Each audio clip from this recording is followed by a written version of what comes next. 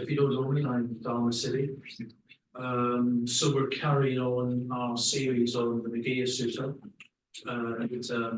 We're on the third week of 5, exploring different aspects of the Meghia Sutta. The Meghia Sutta is a sutta that it was remembered, it was recorded, if you like, way back in the time of the Buddha. So it's extraordinary to think 2,500 years ago this happened, and here we are, still getting something out of it. We're still getting something that's relevant to our spiritual lives in a very different time and context, which I find quite inspiring, really. The good thing about looking at suttas is that you can start to get a sense of what the Buddha was actually like. We're incredibly lucky as Buddhists that a lot of these teachings were preserved. They give us a real sense of the Buddha's personality, and you get a sense of he's a real human being. You know, in some religions, you're not quite sure whether they're mythical, beings, whether they, there's so much magic and stuff. You're not quite sure if they're really human beings. But with the Buddha in the suttas that have been passed down over the centuries, over the millennia, you do get a very strong sense of a real human being with real compassion, real wisdom, and you can start to be affected by the personality of an enlightened and awakened human being. I especially like the sutta of the Meghia Sutta. It's incredibly human. It's something so relatable in the sutta. You have Meghia, who's very, very keen, very, very enthusiastic, attending to the Buddha. It's his sort of job. And, Meghia has its ups and downs, as we'll see in the next section of the sutta. And there's something very, very human about the relationship between Meghia and the Buddha, and something very, very human and relatable about Meghia. I think Amachandra drew that out quite well last week in her talk, how she was able to relate to Meghia and some of his challenges and difficulties, his naivety, if you like, in relation to him. So we're going to pick it up. Just to recap a little bit, you might remember Amachandra in his talk last week, and she was exploring the aspect of the sutta where Meghia is with the Buddha. They're out, and Meghia sees a very beautiful mango grove, and it looks delightful to go and meditate there. You can just imagine it, can't you? Especially in a very hot country like India, lots of shades. You can imagine a very sweet smells. This is how I imagine it anyway, of the mangoes, and very solitary and very attractive to go and meditate. But there's a problem because Meghia's got a job to do. He's supposed to be looking after the Buddha's needs, and the Buddha's out in the countryside, if you like, out in the forest, but he's still quite a sought-after person. He's an awakened one. So I imagine that the Buddha's getting visitors, people coming to see him for advice, and there's also the daily routine, the washing, getting food from the villages and towns. So Meghia's job is quite important, actually, for the Buddha, managing the visitors. But not just managing the visitors, part of an attendant's job is to hear the teachings that come out of the interaction between the Buddha and the visitors. And so Meghia's job presumably would be to remember these teachings and share them out amongst the other monks. Very, very important. They're part of the job. But of course, Meghia, as you might remember, has seen the mango grove, and he wants to go off and meditate, and he sort of badgers the Buddha to be relieved of his duties and to go off and meditate. And the Buddha is very diplomatic about it, and can you wait until another monk comes, Meghia? And again, Meghia badgers the Buddha to be relieved of his duties. Buddha again, very diplomatic, can you just wait? I don't want, it's not good for me to be alone until some other monk comes to take over your duties. And then it happens again. Meghia sort of insists, and I think the Buddha's realizing that Meghia is just gonna do what he needs to do. And he goes off. He says, well, Meghia, what can I say when you talk of practicing meditation? Do what you think it is time for, Meghia. So in a certain sense, the Buddha's not happy, but he's conceded, if you like. Meghia has got a very strong determination to go to this mango grove to meditate. And, I quite like Meghia, he's quite plucky in a certain sense, he's with the Buddha. I might feel quite overawed by being in the presence of the Buddha if I was in Meghia's shoes.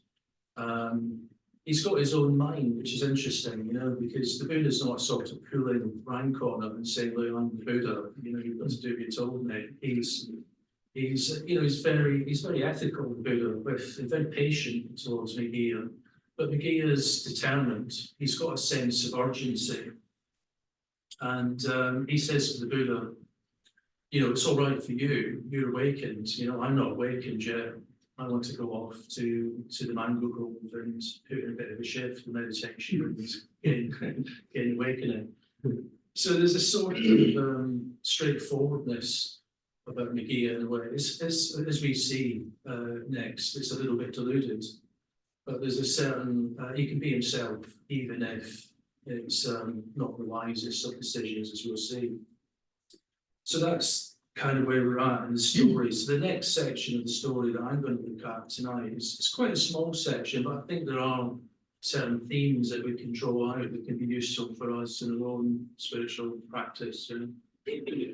So I'll just read the next section. So the Venerable Meghia rose from his seat. He saluted the Exalted One and went to that mango grove. And on reaching it, he plunged into it and sat down at the foot of the tree. But while Meghia was staying in that mango grove, there habitually came upon him 3 unskillful forms of thought, namely lustful thoughts, malicious thoughts, and harmful thoughts. Then the Venerable Meghia thought, this is certainly strange. This is certainly surprising, that I, who went forth from home to the homeless life, so full of faith, should be assailed by these unskillful forms of thoughts, namely lustful thoughts, malicious thoughts, and harmful thoughts. So he left his solitude and he went to the Exalted One and said, Sir, while I was staying in that mango grove, there habitually came upon me 3 unskillful forms of thoughts. Then, sir, I thought, this is certainly strange. This is surprising that I should be assailed in this way. The Buddha replied, Meghia, when the heart's release is immature, 5 things lead to its maturity. Now, I'm not going to go into these 5 things today, because I'm just going to do that next week. So I'm going to limit myself to this, some of the themes that come out of this seemingly quite simple exchange between the Buddha and Meghia, and also, Meghia seemingly in perfect conditions in a mango grove, but having a really difficult time. The Meghia Sutta, I think, is really important for us because it's really about the whole transition from immaturity to maturity, immaturity to maturity. It's really looking at that process, and that's really important for us to understand if we want to have an effective Dharma life, Dharma practice. So I'm asking myself, why did Meghia struggle? Why did he have such a difficult time in the mango grove? The conditions looked good. He had a difficult time. And also there's this sense of Meghia having to go back to the Buddha, having had a difficult time, his tail between his legs a little bit, having to learn the hard way. It's an interesting one. We sometimes have to learn the hard way. Meghia strikes me as a passionate young man. After all, he's gone forth and from home to homelessness, as he says, out of faith. He's super sincere, he's very keen, and he has a strong desire to be awakened, which is part of his reason to abandon his duties as soon as he could and get off to the mango grove. So something has clearly been sparked off in Meghia. Something really important has been sparked off in him. Because why else would he have become a monk? Why else would he be practicing the Dharma in a radical, simple way, living in the forest a lot of the time and attending to the Buddha? So something has been, something really important has been sparked off for him to do that. One way I think about the relationship between Meghia and the Buddha is Meghia is like the part of us that's sincere, keen, inspired, but not quite mature, whereas the Buddha obviously represents the maturity, someone who is mature, who is awakened. And in a way, there's a part of us, a part of our minds is a bit like Meghia, and there's a part of our minds that's a bit like the Buddha. And the two of them have to be understood for mature practice. Yeah? We're fortunate that we have a teacher like Sangharakshita, because my sense about Sangharakshita is he's always been very interested in this transition between immaturity and maturity. He's mapped it out in various different ways, in different teachings, which is very, very helpful for us in understanding how we can take the next steps to mature our practice in an effective way. One of the teachings that this comes out in is levels of going for refuge. Levels of going for refuge. A very powerful teaching, in my opinion. He talks about cultural going for refuge, which is like when there's a Buddhist country, somewhere like Sri Lanka, perhaps, Buddhism's in the air, and that has a positive effect on people, but not necessarily in an active way. They're not necessarily practicing meditation or taking an initiative, but nevertheless, because it's in the culture, it's having a kind of positive effect on them. So kind of cultural customs, we get it a bit in our country with some of the positive aspects of Christianity, charity, for example, volunteering, that kind of thing. So that's a kind of cultural level, going for refuge, which is a stage in Bhante's different levels of going for refuge. Then there's provisional going for refuge. Provisional going for refuge is a little bit like Meghia, to be honest. Meghia is inspired, he's actively practicing, he's doing meditation, but he's still trying to work out how to make that consistent in his life. He's still trying to work out how to make that go deeper in his life and make it the main thing. So that's like an aspect of provisional going for refuge. We're definitely connected with Buddhism, we're definitely connected with practice and ethics, but we're still integrating ourselves, we're still maturing, we're still cooking, if you like. And that cooking just takes time, and we just need to keep that going.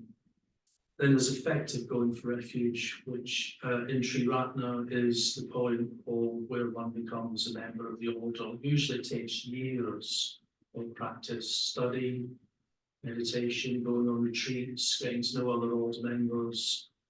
And through that, you start to integrate yourself, you start to develop more positive emotions, you start to understand how to apply the Dharma in your life and in your circumstances. Yeah? And then after that, there's a level of effective going for refuge, which is the level of insight. And this is what Meghia wants. This is what he's so passionate about. Effective. Sorry? You just said effective. I mean, thank you. I mean, real going for refuge. This is the level that Meghia wants. He wants real going for refuge, which is insight, wisdom, awakening. He says that to the Buddha, doesn't he? He says, it's all right for you. You're awakened. You've done it. I haven't done it yet. So that's why he's so keen to go to the mango grove to practice. So there's these different levels of the spiritual life. It's one of the maps, and there's many maps that Sangha has given us, which are quite useful, I think. And these delineate, if you like, the shifts that we need to make on the path from immaturity to maturity. So there's a couple of questions that come up for me from that section of the sutta with Meghia. The first one is, why does Meghia think it's strange? Why is he surprised when his mind is assailed by all these unskillful thoughts? And the second question, which we'll go into a bit later, is why does the Buddha think it's okay to discharge himself of his responsibilities to the Buddha and focus exclusively on meditation? So Meghia thinks that his mind, when he's in the mango grove, he probably thinks that his mind will be just like the mango grove. Quiet, peaceful, sweet, harmonious. But he gets this shock, doesn't he? When he's there, he tries to meditate, he gets this shock. He's got the opposite experience. He's experiencing difficulties. The outer conditions of the mango grove don't quite reflect how he imagined his mind would be while he's in the process of meditating now. He says, this is certainly strange. This is certainly surprising. That I, who went forth from home to home this life, so full of faith, should be assailed by these unskillful forms of thoughts, namely lustful thoughts, malicious thoughts, and harmful thoughts. There's a poem by Bhante which he talks about how some people think the spiritual life is a bit like getting a bus to the Nirvana Hotel. So it describes it. It's a bit like going on your holiday, getting on the bus like a transfer, and it takes you to the hotel. And when you're in the hotel, it's like being in Nirvana. But he says in the last line of the poem, he says, no, it's like a hacked path through the jungle. Hacked path through the jungle. The jungle, of course, is our mind, our unskillful thoughts, our conditioning that doesn't align with the spiritual life. We've got a kind of compass somewhere, we've got a direction, but we have to kind of hack our way through this jungle. It's not nice, it's not always nice and easy, like just getting on the bus to the Nirvana Hotel, Maybe, I don't know, I'm speculating, maybe Meghia just thought that by turning up at the mango grove for its pleasant, beautiful conditions, that somehow it would just be just happy, quite simply. Of course, conditions are really important in the spiritual life. Arthur City was talking about that in the first talk in the series about how when we come to class, or we go on a day retreat, or we go on a weekend retreat, or perhaps a longer retreat, changing our conditions, putting ourselves in conditions which are more conducive, can make a massive difference. It gives us when our outer conditions are good, it helps us to develop the inner conditions, which give us a taste and a flavour of the power and potential of our minds that we can tap into when we practice the Dharma. And that gives us confidence, deeper confidence, which leads to commitment. So that can be really, really important. But what I think Meghia is forgetting is that by going off to the mango grove, he is, in a sense, doing a solitary retreat. Solitary retreats are an important practice in Triratna. Some of you might have been at Parinirvana Day recently, where we were celebrating the Buddha's Parinirvana Day, and we invited David Mitra to come and talk on Parinirvana Day. He talked quite a bit about his own practice of solitary retreats, which he's done a solitary retreat every year of his older life, which is nearly 50 years. And he said that in the early days, Sangha really emphasized to order members to do a solitary retreat every year for at least 4 weeks. It's quite a high bar, isn't it? And he'd taken that on quite seriously, and obviously has a lifestyle which allows him to do that as well. And he talked quite a lot about how important solitary retreat has been in his own practice. I've done a few solitary retreats over the years as well, and I found them quite powerful too. But what I would say is that I think solitary retreats are what you might call an insight practice. They can be quite challenging if you're not ready for that. They can be quite challenging. Even when you are ready, they can sometimes be challenging. What do I mean by being ready?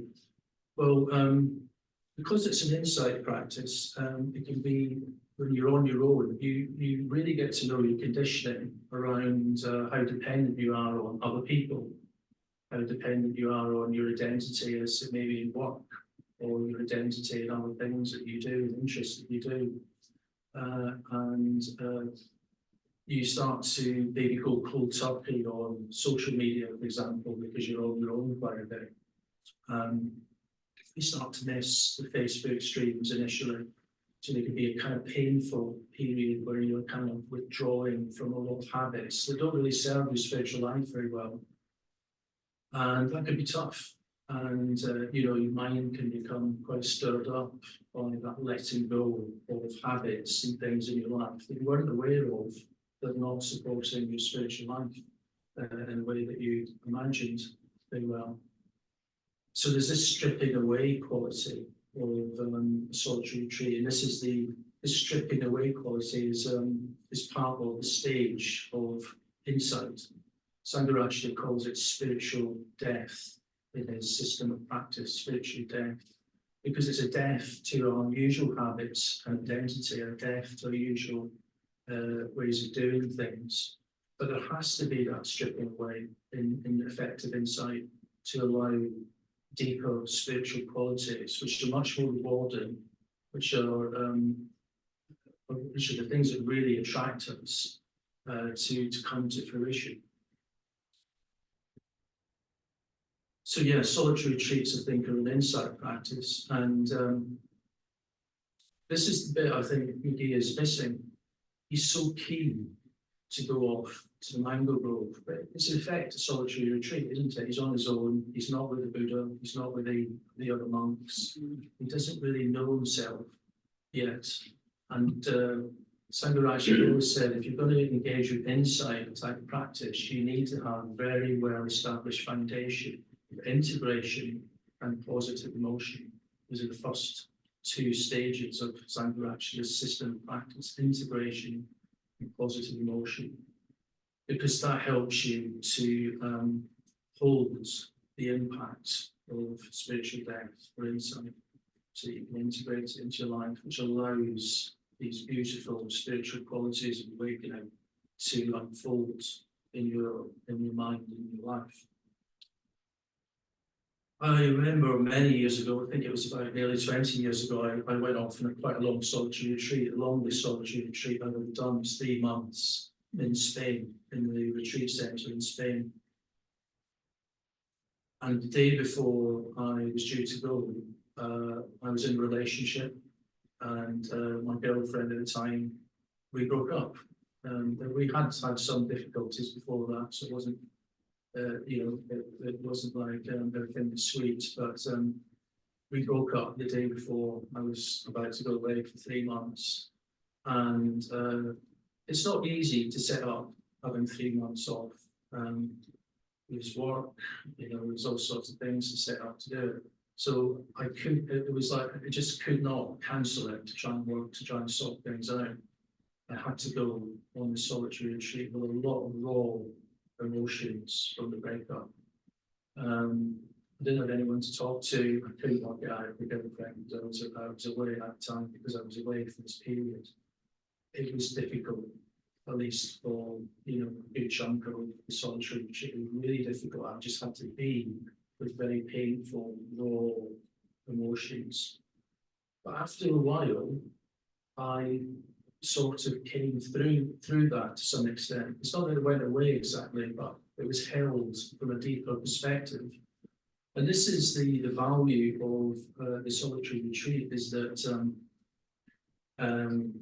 on the other side of hurt, on the other side of pain, on the other side of betrayal, the other side of confusion is the possibility of insight. There is a place where the 8 worldly winds can't blow us off balance.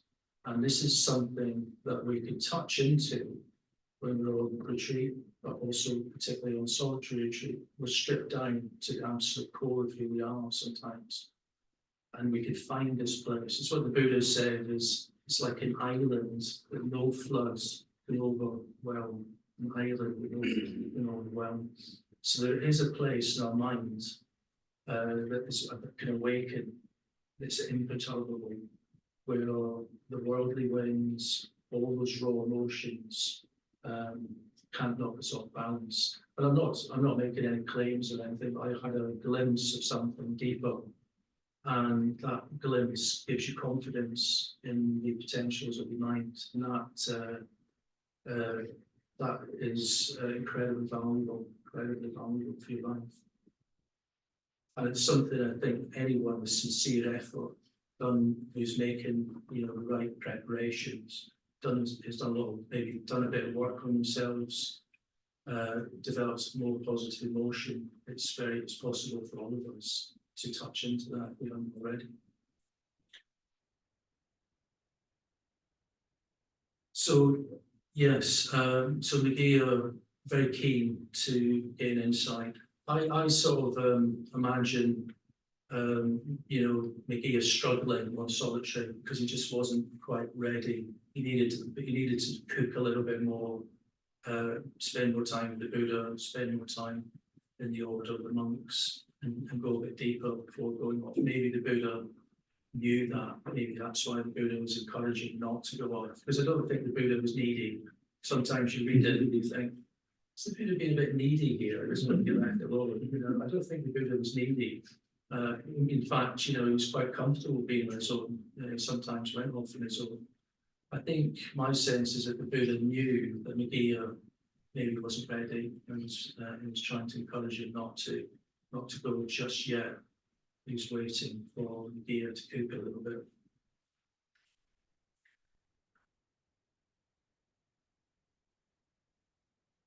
So that brings me to the whole area of what you might call the anusaya level of conditioning. So when Meghia is on solitary retreat in the mango grove, he's surprised, isn't he, that he's being assailed by these unskillful thoughts. Yes, he's not ready, but sometimes we're not aware of what is sometimes called the latent tendencies. That's what anusaya means, the latent tendencies. And these are the aspects of ourselves that are not integrated, and so kind of pushed out of awareness. But they can get triggered. Sometimes the anusaya level of conditioning is a little bit like a sleeping cat. It's quite happy in its basket, and it doesn't really bother you as long as it doesn't get, woken up. If it wakes up, it can get really annoyed and scratchy and difficult with you. And that could be like our anusaya level conditioning. We don't notice it, until it's changed. So we don't notice how dependent we are on our identity at work and the status we get from it until we're on solitary retreat. It's not there, or we don't notice how addicted we've become to Facebook or Instagram until we can't access it for a while. We have to go through kind of cold turkey. So the next question I had about this section of the sutta was, why does Meghia think it's okay to discharge himself of his responsibilities to the Buddha and just go on with his meditation? You can see that Meghia is fired up. He wants to get awakened. And in some ways I really like that about Meghia. He wants to get awakened. There's a certain urgency about him. He doesn't want to miss out on the opportunity. It's sort of admirable. So I don't really feel hard on Meghia for what he's done, but I think there might be some elements of it that are not very integrated. Yeah. One of the things I thought about was that sometimes the whole thing about awakening is it can seem quite sexy, can't it? It seems really fascinating. At least it does to me. serving can seem a bit mundane, can't it? So he's having to serve the Buddha, he's presumably volunteer to do it, attend to the Buddha, and it can seem a bit mundane. It's like he's missing out on the chance to get awakened. And you could imagine the Shravikas, you know, there's a lot of really advanced disciples probably talking about doing long retreats, maybe having awakening experiences. And there's Meghia, is probably quite new. He's serving the Buddha, but he's not really had a lot of experience of being on long retreats. He's not had a lot of experience of awakening. And he, you know, he wants to be one of the boys, I think, you know. He wants to have his own experiences and he wants to be in the mix, you know. So there's a little bit of ambition there. But the whole thing about what fascinates me is that maybe there's an attitude that service is not that spiritual, or is, you know, a bit of a provisional spiritual practice by Meghia. You know, so I'm wondering why he feels it's okay to just leave the Buddha and go off and not fulfill his responsibilities, to which are, you know, he's in service to the Buddha. Which is interesting because Sangharakshita has talked about an effective spiritual life has three elements: Dharma practice, mostly meditation and ethics. Dharma lifestyle is the second aspect. So it's whatever your lifestyle is, you try to arrange it so it supports and serves your spiritual values. So the three jewels, the three refuges at the center of your life, and more and more. And then lastly, Dharma service. That's the third element. So Dharma practice, Dharma lifestyle, Dharma service. And what Bhante is saying is that it's really important for you, for us, to serve something that's bigger than us. Because if we don't serve something that's bigger than us, we're probably going to be serving ourselves. Yeah, we have to serve something that's bigger than us. It has to be a key ingredient of a mature spiritual life.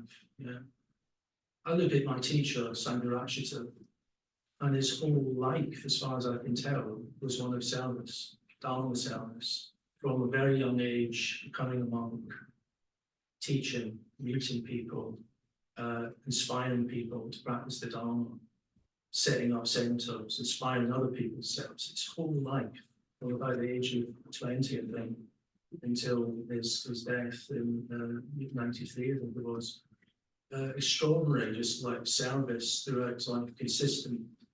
And if you look at the great teachers, every single one of them served others. They served something bigger than them. Dr. Ambedkar served something bigger than his whole life, dedicated to serving something bigger than himself. All the great teachers are serving something bigger than themselves. From a worldly point of view, we can think, maybe like Meghia does, that Dharma service is kind of a bit mundane. You're waiting for the promotion, you know what I mean? You're kind of like, oh, I'm serving a bit at the moment, hopefully I'll get the promotion and be able to do these long retreats. It's not like that at all, actually. Dharma service is actually the end of the path. You know, it's the fruition. Awakening automatically expresses itself as compassionate activity. Yeah. If it isn't expressing itself as compassionate activity, it's unlikely to be effective insight. Those that have genuine awakening serve the whole life, constantly, always giving. It's you read the great lives of great Buddhas. That's what strikes you about every single one of them. It's important to remember that Dharma service is such an important part of an effective spiritual life. And I don't think Meghia is quite caught on that. So what's going on for Meghia? I think it's the ambitions there, but there's probably a little bit of individualism, a bit of a romance of awakening. Yeah. It's easily done because something's been sparked off in Meghia, hasn't it? And that's something that's been sparked off is what you might call Dharma Chanda, the desire for the Dharma. It's so important, Dharma Chanda, desire for the Dharma. I would imagine all of us have had, are having experience of Dharma Chanda, we probably wouldn't be here otherwise. And it's important to validate that. So this is why I feel for Meghia, he's got Dharma Chanda, he's got desire, he really wants to go off to the mind of growth and mature it. And that is a rare thing. Dharma Chanda is actually a rare thing. You don't talk about it much in the office. You don't see it reflected in the characters of EastEnders and Coronations. It's not that I've seen. It's real. You might get it validated, understood, and be able to share it here with other like-minded people in Simon. But you don't. It's almost like our culture and our society. We don't know how to. We don't have a language for the inner lives, or inner spiritual lives. We're impoverished in a sense in our culture, in terms of having a language for inner spiritual life. And because we haven't got a language, because of that impoverishment, we don't fully understand it. We don't know how to mature it. And also with Dharma Chanda, there's a kind of incredibly positive quality to it. It has the taste of freedom. And that's what we're all responding to by practicing meditation. Something happens. By hearing teachings, something happens. By being around other Sangha members, there's an atmosphere, something happens. We get a taste. And there's something about that is, in a way, it's so unusual. We don't quite know what to do with it. And it can knock us off balance a little bit initially, until we learn what it is, until we learn how to integrate it into our lives, and we learn how to trust it as well. So I don't want to, I don't want to sort of be too hard on Meghia, because that side of Meghia is me. That's me. That's how I've been at times in life. I've just been like wowed by something that I knew was called Buddhism. I don't know why I was responding to it so positively. I didn't quite know how to integrate it into my life. It took time to work out those steps. So I think that's what's important here, that question of Meghia going off. We've got to be careful about individualism, because it's a big part of our culture. We're in a neoliberal capitalist economy, and it really encourages you to have it, the advertising slogans, have it your way, you're worth it, all that sort. It's really encouraging, that kind of individualism. And we can think that insight is going to be the same. We can just have it our way, where, I'm worth it, and I'm going to have insight. There has to be that altruistic context for insight. There has to be. And that's where Dharma service comes in. And also, as I was saying, we may be bringing in worldly attitudes about service, because a lot of the service type jobs in our culture are seen as low status, aren't they? We want the promotion, sort of kind of like, where you want to do a service, we'll get promoted and I'll be the boss eventually, or whatever. But no, actually, service is the highest aspect of the spiritual life, embodied by all the great teachers.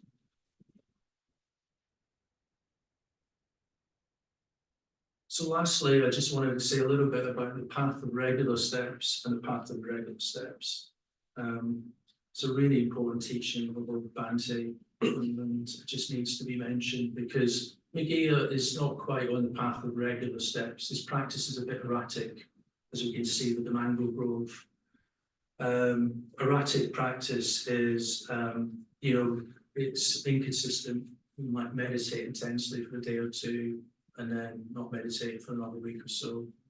We might be puritanically ethical and preaching to everyone that will listen for a few days, and then we'll let our hair down for a while. We might want to quit our job and go and live in a retreat centre and meditate all the time, and then next month we're not sure what it is at all. It's very erratic, it's very unintegrated. Maybe we can recognise our own paths at times in that. The path of regular steps is basically knowing what to weed, knowing what to water. You know, we have to see growth as a kind of natural thing. As a seed, seed has to become a sprout, sprout has to become stem, stem has to become a bud and a flower. But if we focus on what, you know, where we need to water, we focus on, you know, where we need to weed, and trust in a balanced way, we will eventually, you know, blossom into that insight. I'm not putting a downer on the importance of meditation, importance of intensive meditation at all. I think it's important. Some of the most important experiences in my life have come through intensive meditation on retreat. But it's worth bearing in mind that it happens in context, you know, the context of integration, positive emotion, of sangha, of service, of other regarding altruism. If they're not there, or they're not cooked enough, not formed enough, then it may be more the path of regular steps that may lead to imbalance or activeness.